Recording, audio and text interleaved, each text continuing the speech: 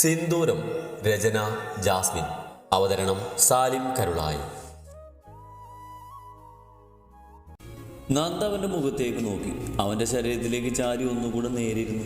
ശേഷം അവൻ്റെ ശരീരം നകന്നു. എല്ലാവരും അജുവിനെ തന്നെ നോക്കിയിരിക്കുവാണ്. അവൻ്റെ മാറ്റം അതെല്ലാവർക്കും മനസ്സിലായി. പക്ഷേ അവനോട് ആരും ഒന്നും ചോദിക്കാൻ നിന്നില്ല. അതിനെ പറ്റിയ സന്ദർഭം അതല്ലല്ലോ. നന്ദു ഒറ്റയ്ക്ക് അവളുടെ ശരീരത്തെ നിയന്ത്രിച്ചുകൊണ്ട് ബെഡിലിരുന്നു. പതിയെ തലചരിച്ച് അജുവിനെ നോക്കി. അവളെ തന്നെ നോക്കി അവൾക്ക് അടുത്ത് ബെഡിൽ ചാരിയിരിക്കുവാണ്. കഴിച്ചോ? തളർന്നു പോകുന്നുണ്ടപ്പോൾ. വയ്യ. മനസ്സും ശരീരമൊക്കെ കയ്യിൽ നിന്ന് പോകുന്നു. ഇന്നലെ വനചേച്ചി കൊടുത്ത പരിപ്പോടെ മാത്രമാണ് അവളുടെ വായിലുള്ളത്. വേറെയൊന്നും ഈ നേരം വഴി കഴിച്ചിട്ടില്ല. ഇടയ്ക്കിടയ്ക്ക് ആരൊക്കെയോ വെള്ളം കൊടുക്കുമ്പോൾ അത് കുടിക്കുന്നുണ്ട്. അതുകൊണ്ടാകും വിശപ്പും ദാഹമൊന്നും അവൾക്ക് അറിയുന്നില്ല. പക്ഷേ അവനോട് ചോദിച്ചു. അജു ഒന്നും മിണ്ടിയില്ല. അവൾക്ക് അടുത്തിരുന്നു. ഇരുന്ന ശേഷം കയ്യിലുള്ള ഫോൺ എന്തോ ടൈപ്പ് ചെയ്ത് ജിത്തുവിന് നേരെ നീട്ടി. അവനത് നോക്കിക്കൊണ്ട് പുറത്തേക്ക് നടന്നു. അവൻ ബെഡിലിരുന്നത് സേതുമ്പോൾ എഴുന്നേറ്റ് എല്ലാവരെയും നോക്കിക്കൊണ്ട് പുറത്തേക്ക് നടന്നു. പ്രതാപവർമ്മയുടെ ഉള്ളിൽ വല്ലാത്ത സന്തോഷം നിറഞ്ഞു നിന്നു. മകൻ ജീവിതത്തിലേക്ക് തിരിച്ചു വന്നാൽ ആ പെൺകുട്ടിയുടെ ജീവിതം എന്താകുമെന്നൊരു ഭയം ഈ നിമിഷം വരെ ഉണ്ടായിരുന്നു. എന്നാൽ അങ്ങനെയൊന്ന് ചിന്തിക്കാൻ പോലും അവസരം ഉണ്ടായില്ല എന്നുള്ളത് എല്ലാവരെയും ഏറെ ഞെട്ടിപ്പിച്ചു. അജുട്ടാ, പതിഞ്ഞ ശബ്ദത്തിൽ പതുക്കെ വിളിച്ചുകൊണ്ട് അവൾ അവൻ്റെ നെഞ്ചിലേക്ക് അവളുടെ പുറഞ്ചാരിയിരുന്നു. എന്നെ മനസ്സിലായോ? കണ്ണുകളടച്ച് പതിയെ അവൾ ചോദിച്ചു. അടഞ്ഞ കണ്ണുകളിൽ കെട്ടിക്കിടക്കുന്ന വെള്ളം പുറത്തേക്ക് ചാടിയിരുന്നു. മറുപടിയൊന്നും വന്നില്ല. അവൾ കേട്ടില്ല. പക്ഷേ വലത്തെ കൈക്കിടയിലൂടെ ആ കരുത്തുറ്റ കൈ ഇഴഞ്ഞ് അവളുടെ വയറിൽ പതിഞ്ഞു. വയറിൽ ചുറ്റിപ്പിടിച്ചുകൊണ്ട് അവൻ്റെ ശരീരത്തിലേക്ക് അവൾ അമർത്തി. അടച്ച കണ്ണുകൾ വലിച്ചു തുറന്നവൾ തല താഴ്ത്തി ഒന്ന് നോക്കി. പിന്നെ അതൊരു പൊട്ടിക്കരച്ചിലായി. തല ചരിച്ച് അവനെ ഒന്ന് നോക്കിക്കൊണ്ട് കൈകൾ കൊണ്ട് കഴുത്തിലൂടെ ചുറ്റി അവനെ പൂണ്ടങ്ങ് കെട്ടിപ്പിടിച്ചുകൊണ്ട് പൊട്ടി കരഞ്ഞു. തുറന്നു കിടന്നിരുന്ന വാതിൽ ജാനു വന്ന് അടച്ചു. അതൊന്നും അവരറിഞ്ഞില്ല. അവൻ്റെ കഴുത്തിലേക്കിൽ മുഖമമർത്തി കരയുമ്പോൾ അവൻ്റെ കൈകൾ അവളെ ചേർത്ത് വരിഞ്ഞ് മുറുക്കിയിരുന്നു. നിനക്കറിയാം എന്നെ മറക്കില്ലെന്ന്. കരച്ചിലിനിടയ്ക്ക് അവളുടെ തേങ്ങിക്കൊണ്ടുള്ള ശബ്ദം അവൻ്റെ ചെവിയിൽ പതിഞ്ഞു. എന്തൊക്കെയോ പറയാൻ അവനെ നാവ് തരിച്ചു. പക്ഷെ കഴിയുന്നില്ല. അതെന്താ അങ്ങനെ?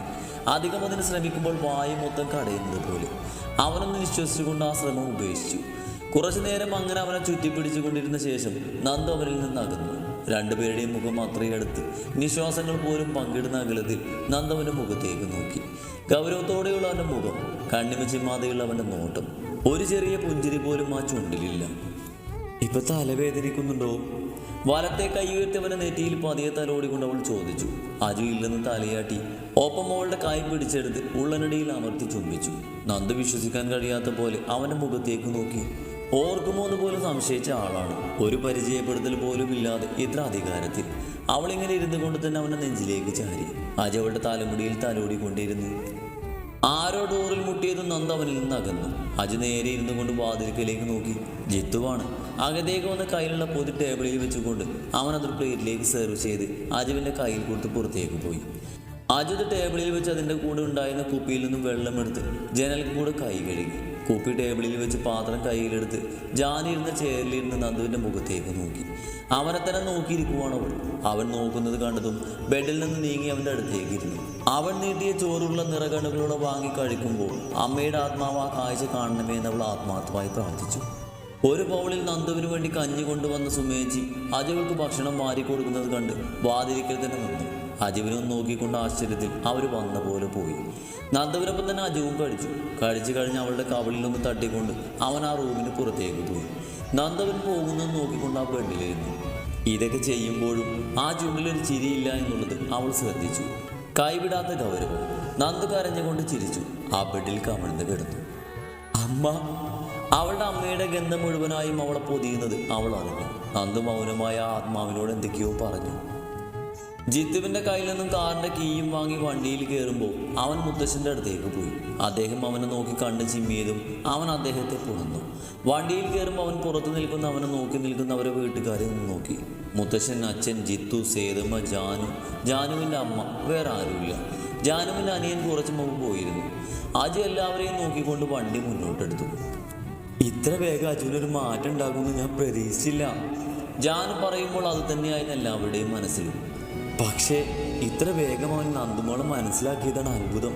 ഈ കഴിഞ്ഞതൊക്കെ അവനക്ക് ഓർമ്മയുണ്ടാകും. അതുകൊണ്ടാണല്ലോ മോളെ മറക്കാതിരുന്നത്.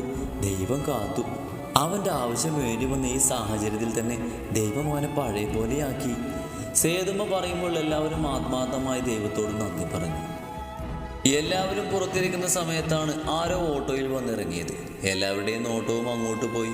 ഓട്ടോയിൽ നിന്നും ആദ്യം പ്രകാശനും പിന്നെ വേണിയും ഇറങ്ങി. ഭാര്യ മരിച്ച് ചിത കത്തിയെരിഞ്ഞ ശേഷം കയറി വരുന്ന ഭർത്താവ്. അയാൾ ആരെയും നോക്കാതെ മുറ്റത്ത് ചേറിൽ വന്നിരുന്നു. വേണി ആരെയും നോക്കാതെ അകത്തേക്ക് നടന്നു. എല്ലാം കൊണ്ടും തകർന്ന നന്ദുവിനെ അവൾക്ക് കാണണം.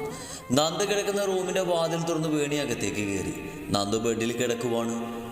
തളർന്ന് കിടന്ന് ഉറങ്ങുവാണോ നന്ദിത? വേണിയുടെ ശബ്ദം കേടുന്ന നന്ദു ബെഡിൽ നിന്ന് എഴുന്നേറ്റ് വേണിയൊന്ന് നോക്കി. വേണി നന്ദുവിനെ നോക്കി ചിരിച്ചുകൊണ്ട് അവളുടെ അടുത്തേക്ക് ഇരുന്നു. എങ്ങനെയുണ്ട് ഭ്രാന്തന്റെ ഒപ്പമുള്ള ജീവിതം? ഒരു പൂച്ചച്ചിരിയോടെയുള്ള വേണിയുടെ ചോദ്യത്തിന് അതിലും വലിയ പൂച്ചച്ചിരിയായിരുന്നു നന്ദുവിന്റെ മറുപടി. അച്ഛൻ വന്നിട്ടുണ്ട്. എന്തിന്? ചോദിക്കുന്നതിനൊപ്പം നന്ദു ബെഡിൽ നിന്ന് എഴുന്നേറ്റു. ഇതൊക്കെ നീ ആർക്കാ? നിന്റെ വിവാഹം കഴിഞ്ഞു, അമ്മ മരിക്കുകയും ചെയ്തു, ഇനി ഇതൊക്കെ എനിക്ക് എഴുതിത്താ. വേണിക്ക് തുറിച്ചൊരു നോട്ടം കൊടുത്ത ശേഷം നന്ദു വേഗത്തിൽ പുറത്തേക്ക് പാഞ്ഞു ചെന്നു. അയാളെ കണ്ട് മുഖത്ത് നോക്കി രണ്ട് പറയണം. ഡോ! വാതിലുകളിൽ നിന്നും പ്രകാശനം നോക്കി നന്ദു അലറിയതും അയാൾ മുഖമുയർത്തി അവളെയും നോക്കി. നന്ദു സ്റ്റെപ്പ് ഇറങ്ങി അയാളുടെ അടുത്തേക്ക് നടന്നു. തന്നോട് ആരാടോ ഇനി പടി കിടക്കാൻ പറഞ്ഞത്? ഇപ്പൊ ഈ നിമിഷം ഇറങ്ങിക്കോണം. നന്ദു അലറിയതും അയാൾ ചുറ്റും നോക്കിയ ശേഷം പല്ല് കടിച്ച് നന്ദുവിന്റെ കൈത്തുടയിൽ പിടിച്ച് ഞെരിച്ചു. ചത്തുപോയത് നിന്റെ അമ്മ മാത്രല്ലടി, എന്റെ ഭാര്യ കൂടെയാണ്. എന്നിട്ട് ഭർത്താവ് ഇത്രയും നേരം എവിടെയായിരുന്നു? ഈ നിമിഷം ഇറങ്ങിയില്ലെങ്കിൽ തല്ലി ഇറക്കും ഞാൻ. എന്നാ നീയൊന്ന് ഇറക്കടി. അയാൾ അത് പറഞ്ഞത് നന്ദു മറ്റേ കൈകൊണ്ട് അയാളുടെ കൈക്ക് പിടിച്ച് മാറ്റാൻ നോക്കിയതും അയാൾ നന്ദുവിനെ പിന്നിലേക്ക് തള്ളി. നന്ദു സ്റ്റെപ്പിലേക്ക് പുറമടിച്ച് വീണു. നന്ദ! എല്ലാവരും ശബ്ദം കേട്ട ഭാഗത്തേക്ക് നോക്കി. കാർ തുറന്ന് ഡോറടക്കാതെ അവൻ മുന്നോട്ട് വന്നു. ഒരു വെള്ള പാന്റും കറുപ്പ് ടീഷർട്ടുമാണ് അവൻ്റെ വേഷം. മുടി നല്ല ഭംഗിയിൽ വെട്ടിയൊതുക്കിയിട്ടുണ്ട്. താടിയും മീശയൊക്കെ വെട്ടിയൊതുക്കി ഷേപ്പാക്കിയിട്ടുണ്ട്. ദേഷ്യം നിറഞ്ഞു നിൽക്കുന്ന മുഖം. നന്ദക്കരികിലേക്ക് നടക്കാനൊരുങ്ങിയവൻ മുന്നിൽ അവനെ തന്നെ അടിമുടി ഞെട്ടിലോടെ നോക്കി നിൽക്കുന്ന പ്രകാശനിലേക്ക് നോട്ടം പോയതും അയാളുടെ നെഞ്ചത്ത് ആഞ്ഞൊരു ചവിട്ട് കൊടുത്തു. നീ ആരുടെ നായ എൻ്റെ പെണ്ണിനെ തൊടാൻ? ചേറ്റേ!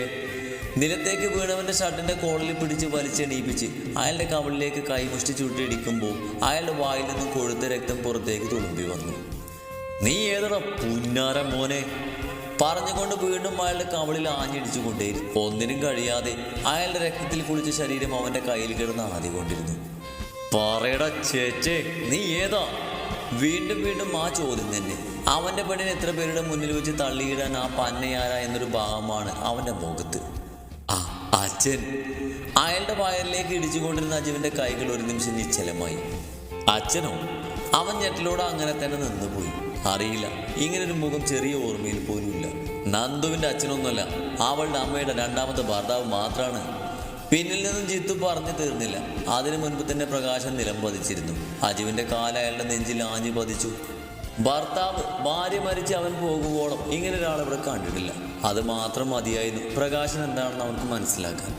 ഭാര്യ മരിച്ചിട്ട് അടക്കം കഴിഞ്ഞിട്ടാണോടാ ചേറ്റെ കയറി വരിക? ദേഷ്യം കൊണ്ട് അവൻ്റെ പല്ലുകൾക്ക് അടിച്ചു പൊട്ടിക്കുന്ന ശബ്ദം പുറത്തേക്ക് കേട്ടു. ഒപ്പം കൈമുഷി ചൂട്ടി പിടിച്ച് അവനെ ദേഷ്യത്തിൽ നിയന്ത്രിക്കാനെന്ന പോലെ. ജിത്ത് പഴയ അജുവിനെ നേരിൽ കണ്ട സന്തോഷത്തിൽ ചിരിയോടെ നിന്നു.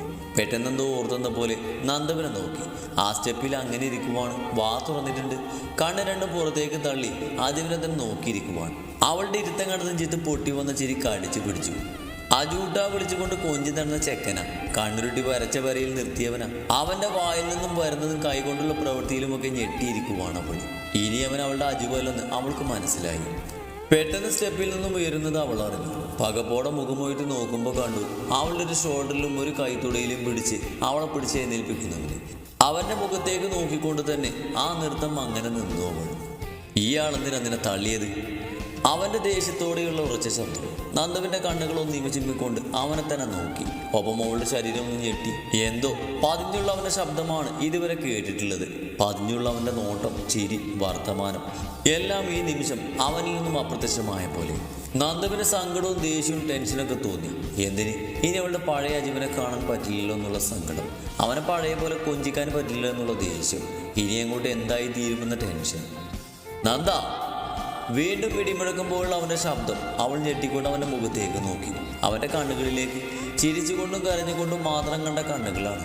അതിൽ മറ്റെന്തോ ഒരു ഭാവം, ഗൗരവവും ദേഷ്യവും മുന്നിൽ നിൽക്കുന്ന ഭാവം. മോള് പോയി കിടന്നോ ചെല്ലി? അവളുടെ അവസ്ഥ മനസ്സിലാക്കി ജിത്ത് അവർക്ക് മുന്നിലേക്ക് വന്നു നിന്ന് പറയുമ്പോൾ നന്ദ അവനെ നന്ദിയോട് നോക്കി. അവളെ ചേർത്ത് പിടിച്ച് അജുവിൻ്റെ കൈകൾ എടുത്ത് മാറ്റിക്കൊണ്ട് അവൾ അകത്തേക്ക് നടന്നു. അജു പ്രതികരിച്ചില്ല. അവൾ പോകുന്നു നോക്കി അങ്ങനെ അവിടെ നിന്നു. നീ വാ, എല്ലാം ഞാൻ പറയാം. ജിത്ത് അവൻ്റെ കൈ പിടിച്ച് മുന്നോട്ട് നടന്നു. എല്ലാവരുടെയും കണ്ണുകൾ അവനിൽ മാത്രമായിരുന്നു. പ്രകാശന് പതിയെ നിലത്തിൽ നിന്ന് എഴുന്നേറ്റ് ചേറിലിരുന്നു. വേടിയൊരു ഗ്ലാസ് വെള്ളം കൊടുത്തതും അയാളത് വായിലേക്ക് ഒഴിച്ചു. അച്ഛ, അതാണോ അച്ഛൻ പറഞ്ഞ ഭ്രാന്തൻ നന്ദുവിൻ്റെ ഭർത്താവ്? വേണി അയാളുടെ അടുത്തേക്ക് നീങ്ങിക്കൊണ്ട് പതിയെ ചോദിച്ചു. മനസ്സിൽ നെയ്ത് കൂട്ടിയ കാര്യങ്ങളൊന്നുമല്ല മുന്നിൽ കാണുന്നത്. അതിൻ്റെ ഒരു പകപ്പാണ് അവൾക്ക്. പ്രകാശൻ അവളെ ഒന്ന് നോക്കി. പിന്നെ ആ നോട്ടം ജിത്തുവിൻ്റെ ഒപ്പം കുറച്ച് മാറി നിൽക്കുന്നവരിലേക്കായി. അയാൾ അവനെ തന്നെ നോക്കിക്കൊണ്ട് തലകുലുക്കിയതും വേണി ഞെട്ടി. ഇത്ര സുന്ദരനായ ചെറുപ്പക്കാരനാണോ എന്നാണ് അവൾ ചിന്തിച്ചത്.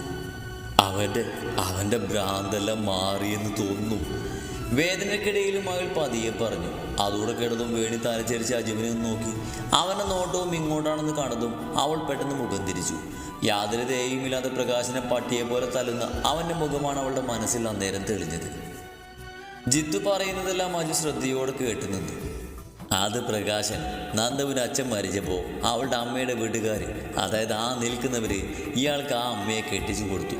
അതിലയാൾക്കൊരു മകളുണ്ട്. അതാണ് അയാൾക്കൊപ്പം ആ നിൽക്കുന്നത്. ജിത്തു പറഞ്ഞതും അവൻ തലചരിച്ചൊന്ന് നോക്കി. ആ സമയം തന്നെയാണ് അവളും അവനെ നോക്കിയത്. നിനക്ക് നിന്റെ അച്ഛൻ പറഞ്ഞു വെച്ച് കല്യാണം ഉറപ്പിച്ചത് ആ നിൽക്കുന്ന മുതലായിട്ടായിരുന്നു. ജിത്തു പറഞ്ഞതും അജു ഒരു ചെറിയ ഞെട്ടിൽ കലർന്ന രീതിയിൽ അവനെ നോക്കി. ജിത്തുവിൻ്റെ ചുണ്ടിൽ ചിരിയാണ്. അതെല്ലാം ആലോചിക്കുമ്പോൾ ഇപ്പം ചിരിയാണ്. ആ ദിവസം അടിവയറ്റിലേക്ക് കിട്ടിയ കിക്ക് മരിച്ചാലും മറക്കില്ല. അജു അവൻ്റെ മുഖത്തേക്ക് തന്നെ നോക്കി ഗൗരവത്തിൽ നിന്നു. കുറേ എന്തൊക്കെയോ കേൾക്കാനുണ്ടെന്ന് അവൻക്ക് മനസ്സിലായി.